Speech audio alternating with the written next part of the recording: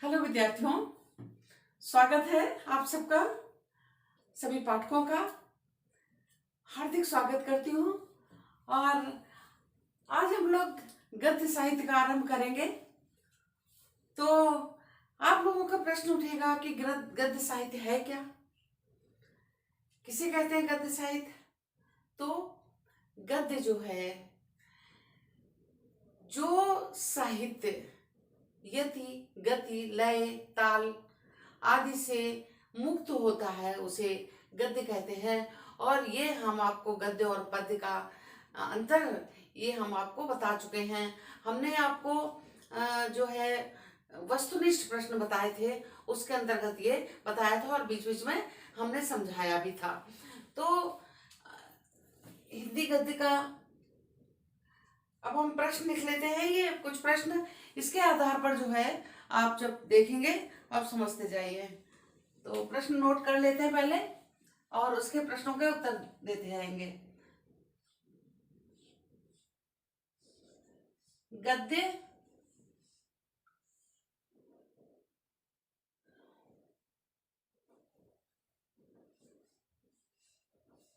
साहित्य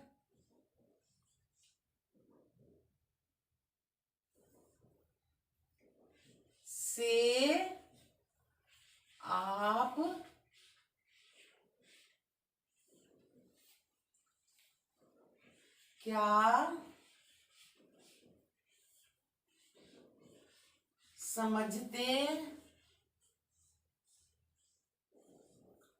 क्या समझते हैं, है ना। तो गद्य साहित्य से आप क्या समझते हैं, हमने आपको बताया कि जो रचना लय, ताल, गति, यति आदि से मुक्त होती है उसे गद्य कहते हैं, और युक्त जो होती है उसे पद्य कहते हैं। अब दूसरा प्रश्न है,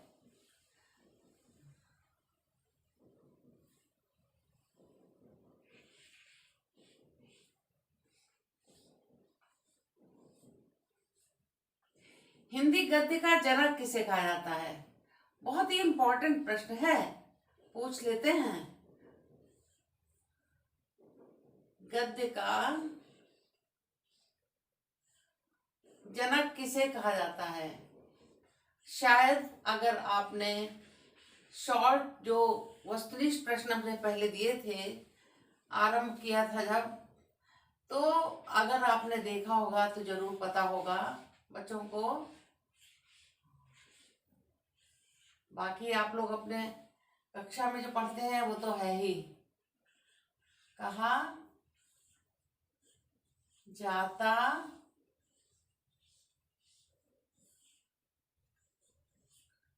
है, ये हिंदी गद्य का जनक किसे कहा जाता है। तो किसे कहा जाता है, हिंदी गद्य का जनक भारतेंद्र हरिश्चंद्र को कहा जाता है। इन्होंने ही, इनके जो युग था उसको भारतेंद्र युग कहा गया। इन्होंने ही गद्य साहित्य को व्यवस्थित रूप प्रदान किया, इसलिए इनको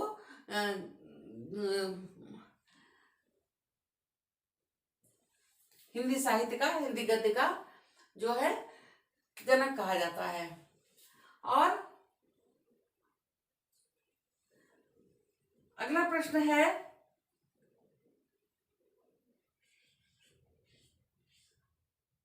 आपके मन में जो प्रश्न उठ रहे हों देखते समय वीडियो, आप उनको लिख लीजिए और हमें बताइए, हम उसका आंसर देंगे आपको।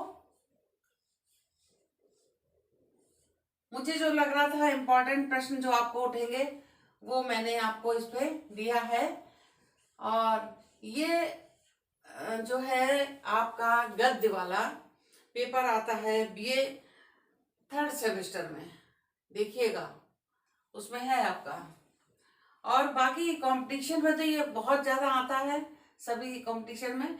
गद्य का क्या अर्थ है, क्या अर्थ है, हाई स्कूल इंटर सभी में है, ये का अर्थ है। तो गद्य का क्या अर्थ है। गद्य एक ही बात हो गई, वही गद्य का जो अर्थ की बात आती है कि गद्य माने बोलना कहना। दैनिक जीवन में जो बोलचाल की भाषा है वही गद्य है ना। तो गद्य का क्या अर्थ है? बोलना या कहना। दैनिक जीवन में जो हम लोग बात करते हैं उसको कहते हैं, उसी वही है गद्य। और गद्य का निर्माण कैसे हुआ? ठीक है, तो गद्य का क्या अर्थ है? बोलना या कहना। चौथा,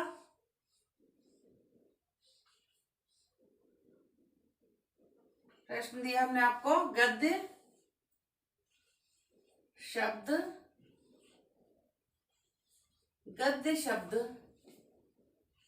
का निर्माण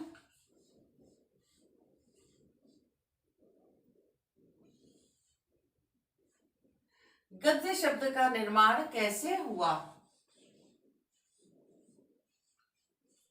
कैसे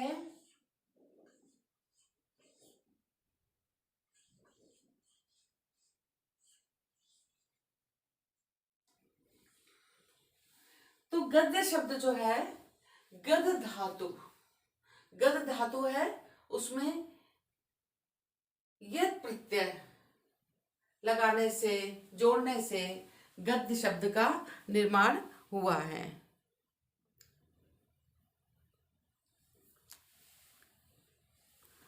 और इसके बाद में आता है आपका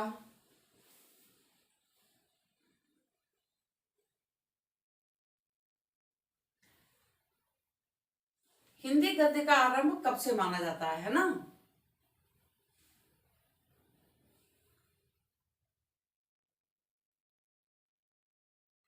यहां से कर लीजिए पांचवा।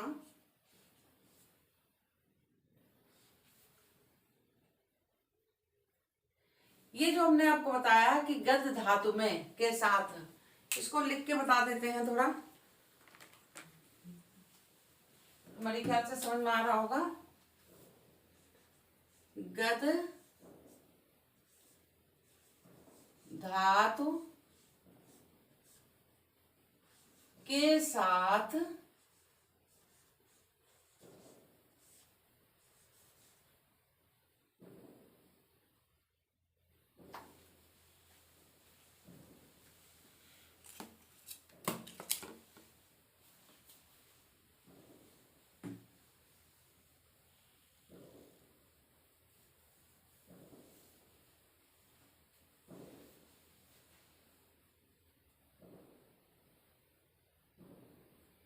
उत्तर यहां लिखते हैं,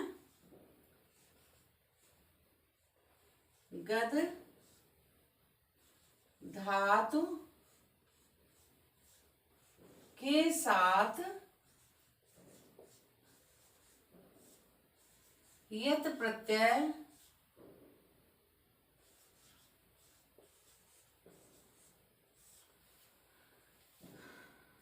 जोड़ने से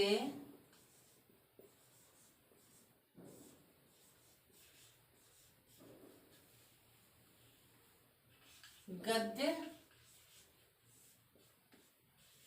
शब्द का निर्माण हुआ है ना। निर्माण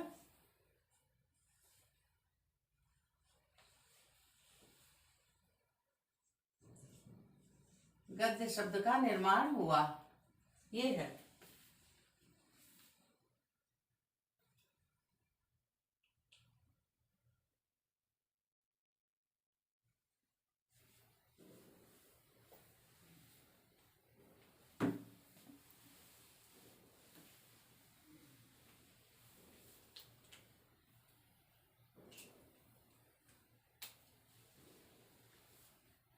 अगला प्रश्न देखिए, हिंदी गद्य का आरंभ कब से माना जाता है? हिंदी गद्य का आरंभ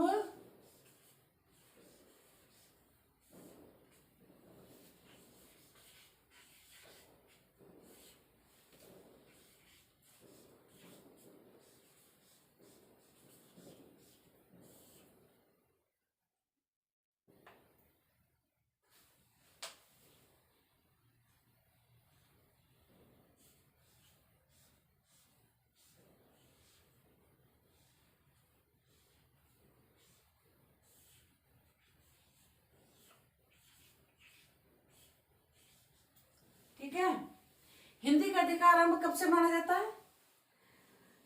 इसके आरंभ के विषय में विद्वानों में मतभेद है। हिंदी गद्य का आरंभ के विषय में विद्वानों में मतभेद है। कोई कहता है कि 11वीं शताब्दी से आरंभ है, कोई 11वीं, कोई 10वीं शताब्दी से कह रहा है, और कोई 13वीं शताब्दी से कहता है।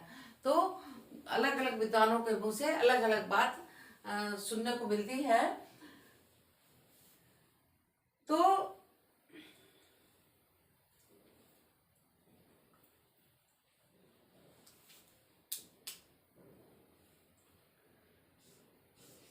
हिंदी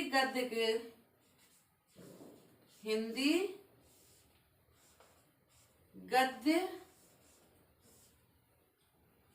साहित्य के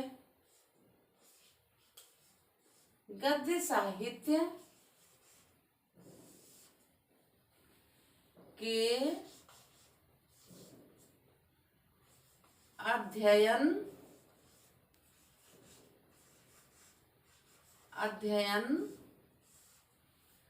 की दृष्टि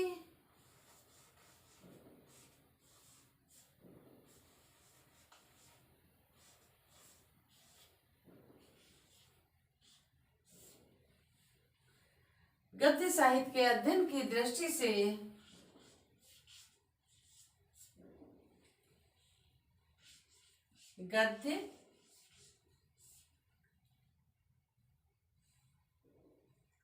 गद्य साहित्य को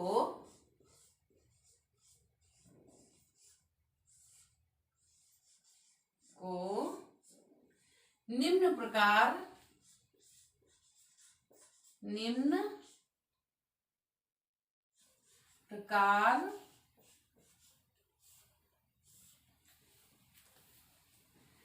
हिंदी गद्य साहित्य के अध्ययन की दृष्टि से गद्य साहित्य को निम्न प्रकार से विभक्त किया जा सकता है ना?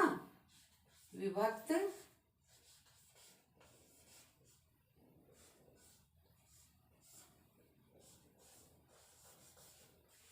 किया जा सकता है। देखिए, जो ये प्रश्न है, इनके आंसर हम जब आपको अभी लेक्चर दे रहे थे, आपको बता रहे थे, उसी समय नोट कर लीजिए तो ज्यादा अच्छा होगा। फिर उसके बाद में देखिए, हिंदी का आरंभ कब से माना जाता है? हिंदी गद्य साहित्य का अध्ययन की दृष्टि से गद्य साहित्य को निम्न प्रकार से विभक्त किया जा सकता है। कैसे बांटा जा सकता है? तो देखिए, पहला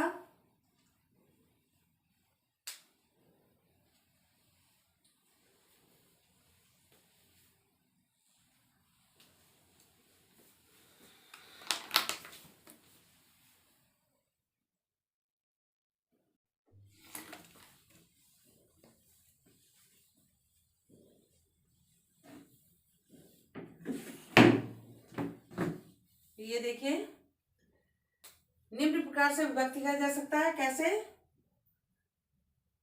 नंबर 1, पूर्व भारतेंदु युग। पूर्व भारतेंदु युग कौन? भारतेंदु युग जब आए हैं, भारतेंदु जी आए हैं, उनके समय जो विकास हुआ उसके पहले का पूर्व भारतेंदु युग। उसको भारतेंदु युग के पहले के समय को कहा है पूर्व भारतेंदु युग, अथवा हिंदी गद्य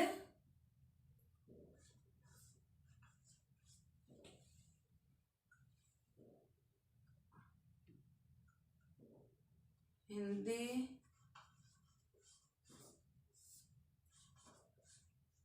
गद्य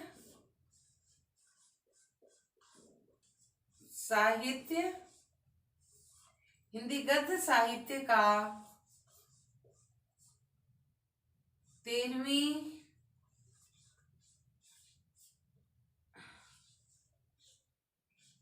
शताब्दी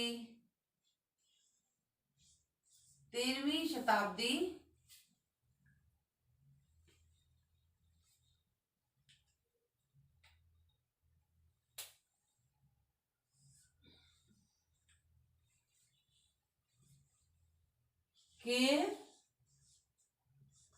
मध्य से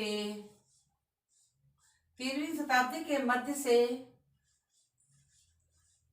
1868 1868 ईस्वी तक। अब इसको जो है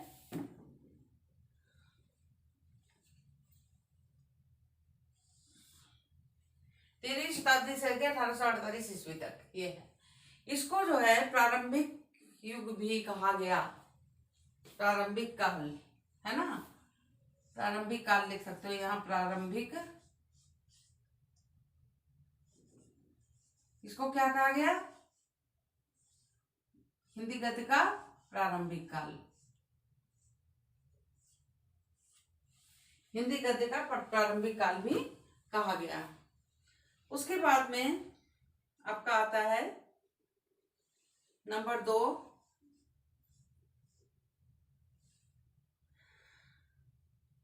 पुनर्जागरण काल।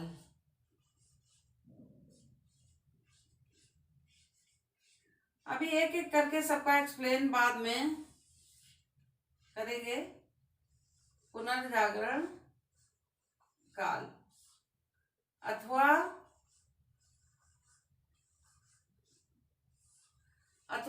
भारतेंद्र युग।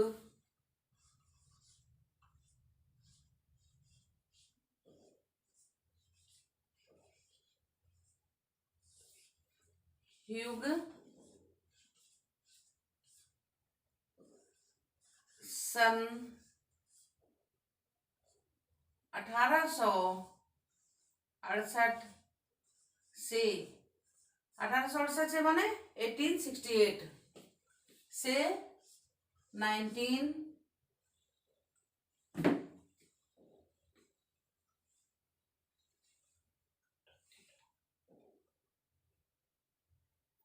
1900 ईस्वी तक। ठीक है, तो ये 13वीं शताब्दी से लेकर के 1868 ईस्वी तक, और ये सन 1868 ईस्वी से लेके 1900 ईस्वी तक, माने 1868 से लेके 1900 ईस्वी तक, है ना। फिर तीसरा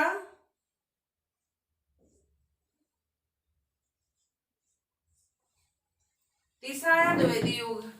द्विवेदी युग किसको कहा गया है? महावीर प्रसाद द्विवेदी ने जो उस समय विकास किया, जो योगदान दिया, तो उस समय सबसे ज्यादा योगदान दिया उस समय को, तो उस समय को द्विवेदी युग कह दिया गया है ना। द्विवेदी युग, द्विवेदी युग किसे कहा गया है? जब महावीर प्रसाद द्विवेदी आए साहित्य के क्षेत्र में, और उन्होंने विकास में सबसे ज्यादा योगदान दिया हिंदी गद्य साहित्य में, तो उस समय को द्विवेदी युग कहा गया, है ना, महावीर प्रसाद द्विवेदी। और ये इसका समय जो था वो सन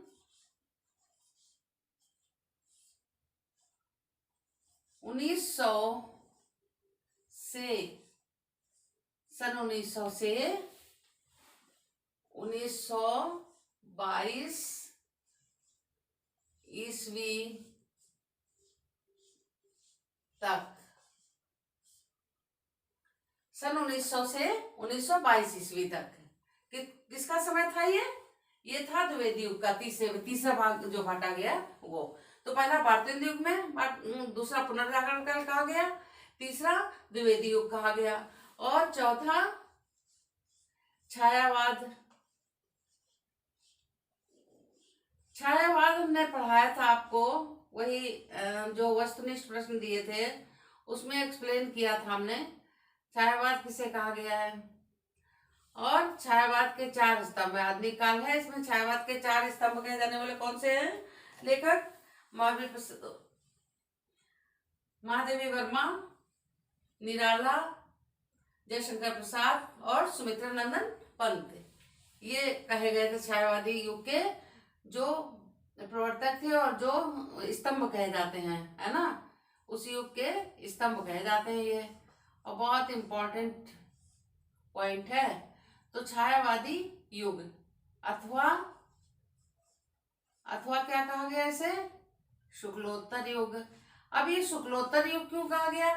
क्योंकि जो ये समय था उसमें जो 1922 से लेकर 1938 तक का समय था, उसमें रामचंद्र शुक्ल आए। रामचंद्र शुक्ल ने बहुत कार्य किया साहित्य के आगे बढ़ाने में, उसके विकास में बहुत योगदान दिया। तो इसलिए उसको शुक्ल युग कह दिया गया। किसको? 1922 से लेकर के 1938 तक के टाइम को, माने सन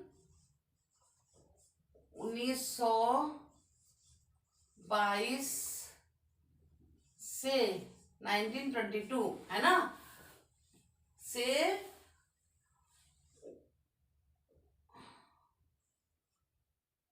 1938 ईस्वी तक, 1922 से 1938 ईस्वी तक कौन सा समय था? शुक्लोत्तर युग, शुक्ल युग कह दो, है ना। छायावादी युग है ये है, और ये जो है ये आपका ये रहा यहां से यहां तक, ठीक है। हाँ, ये है आपका 19 से लेकर के 1922, मतलब 1900 से लेकर 1922 ईस्वी तक इसका समय है। किसका? द्विवेदी युग का। और शुक्ल युग का ये हो गया। और भारतेंदु के पूर्व का समय 13वीं शताब्दी से के मध्य से लेकर के 1868 तक का है समय। अच्छा, आगे देखिए, अब आपका आता है छायावादोत्तर। ये छायावाद युग है, फिर छायावाद के बाद आया वो छायावादोत्तर का, उसको छाया। अब एक एक पॉइंट लेकर के थोड़ा विस्तृत रूप से बताएंगे हम आपको, तब आगे बढ़ेंगे। वादोत्तर युग अभी तो संक्षिप्त रूप से बता दे रहे हैं। तो छायावादोत्तर युग अथवा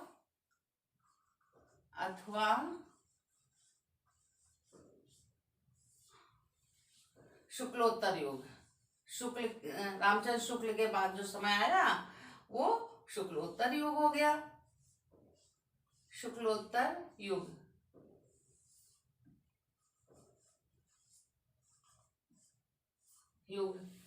तो ये कब से कब तक का रहा? इसका समय कब तक से कब तक का रहा? सन भाई 38 को ये खत्म हुआ और इनका शुरू हो गया 1938 से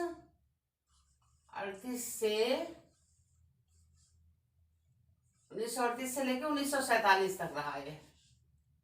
1938 से 1947, 1947 ईस्वी तक ये है। और अब आपका एक और है, ये आपका जो है सन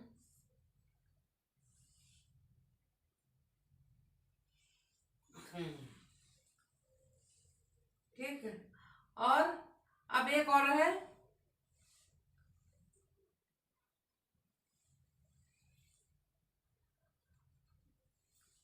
अच्छा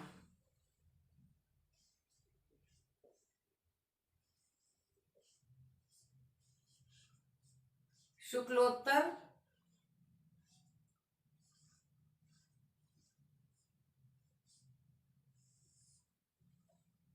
युग,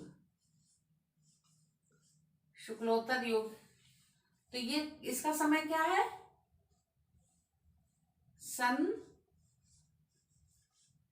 इसका समय है सन, अब जैसे ये समाप्त हुआ 1947, तो 1947 से इनका शुरू हो गया शुक्लोत्तर युग। शुक्लोत्तर युग माने शुक्ल जी के बाद का युग, है ना। तो 1947 से 1947 से वर्तमान मतलब 1947 से लेके वर्तमान अभी तक, वर्तमान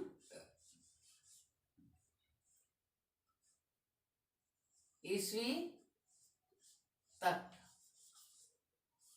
अभी तक जो ईस्वी चल रही तब तक, ठीक है। तो ये आपका समय का विभाजन हो गया, इस समय का विभाजन हो गया इस तरह से आपका। और सुविधा के लिए क्या है, पहले आप बिल्कुल क्रम से चलता चला गया, है ना। जैसे ये 13वीं शताब्दी से आरंभ हुआ 1868 तक रहा। ये विभाजन आ सकता है आपको एग्जाम में, इंपॉर्टेंट चीज है, करना होता है कि विभाजन करिए। तो 13वीं शताब्दी के मध्य से शुरू हुआ 1868 ईस्वी तक है, फिर 1868 से शुरू हुआ 1900 तक।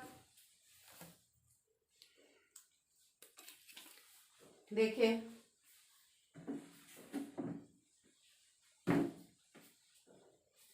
ये देखिए, गद्य साहित्य से आप क्या समझते हैं, हमने आपको बताया था, ये प्रश्न हम बता चुके हैं। यहां से ये वाला आप देखिए जरा, गद्य धातु के साथ यत प्रत्यय जोड़ने से गद्य शब्द का निर्माण हुआ। गद्य शब्द का निर्माण कैसे हुआ, गद्य धातु के साथ यत प्रत्यय जोड़ने से गद्य शब्द का निर्माण हुआ। फिर हिंदी गद्य का आरंभ कब से माना जाता है, हिंदी गद्य के साहित्य के।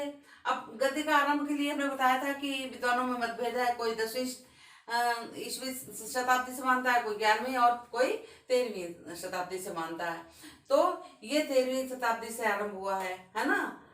वैसे भी दोनों मतभेद है, तो वो कोई कोई क्या करता है 11वीं शताब्दी से मानता है, कोई 12वीं शताब्दी से मानता है और कोई 13वीं शताब्दी से मानता है। पर इसका 13वीं शताब्दी से मान्यता अधिक मिली है, तो यहाँ से 13वीं शताब्दी से दिया गया है। हिंदी गद्य साहित्य के अध्ययन की दृष्टि से गद्य साहित्य को निम्न प्रकार से विभक्त किया जा सकता है। पूर्व भारतीय युग अथवा हिंदी गद्य साहित्य का 13वीं शताब्दी के मध्य से लेके 1868 ईस्वी तक, इसको प्रारंभिक काल भी कहते हैं, ठीक है। फिर पुनर्जागरण काल अथवा भारतीय युग सन 1868 से लेकर आरंभ हुआ 1900 ईस्वी तक रहा। फिर द्विवेदी युग का आरंभ हो गया, द्विवेदी युग का आरंभ हो गया तो 1900 में ये खत्म हुआ, और 1900 से जो विभाजन किया गया 1900 से लेकर के 1922 तक का जो है वो द्विवेदी युग कहा गया। फिर छायावादी युग कहा गया, छायावादी युग में को शुक्ल युग भी कहा गया, रामचंद्र शुक्ल के वजह से शुक्ल युग कहा गया। तो यहाँ पर 1922 से लेकर के 1938 ईस्वी तक इसको माना गया है। फिर छायावादोत्तर माने छायावाद के बाद जो युग आया, या शुक्लोत्तर, शुक्ल जी वही हो गई, शुक्ल युग कहा गया। तो शुक्लोत्तर माने शुक्ल जी के बाद के युग, उसमें सन 1938 से लेकर के 1947 तक रहा, है ना। फिर शुक्लोत्तर, फिर शुक्ल जी के बाद जो युग आया है उसको शुक्लोत्तर युग कहा है। यह सन 1947 से लेकर वर्तमान जो समय चल रहा है अब तक चल रहा है ये शुक्लोत्तर युग, ठीक है। तो ये आपका हिंदी गद्य साहित्य का विभाजन जो है ये किया गया है। और जो प्रश्न आपके मन में उठते हैं उनका आंसर हमने आपको समझा दिया है। बाकी अगर जो आपके प्रश्न उठ रहे हैं मन में वो आप पूछ सकते हैं बेखटके, कोई परेशानी नहीं है। तो चलिए अगले वीडियो में मिलते हैं, धन्यवाद।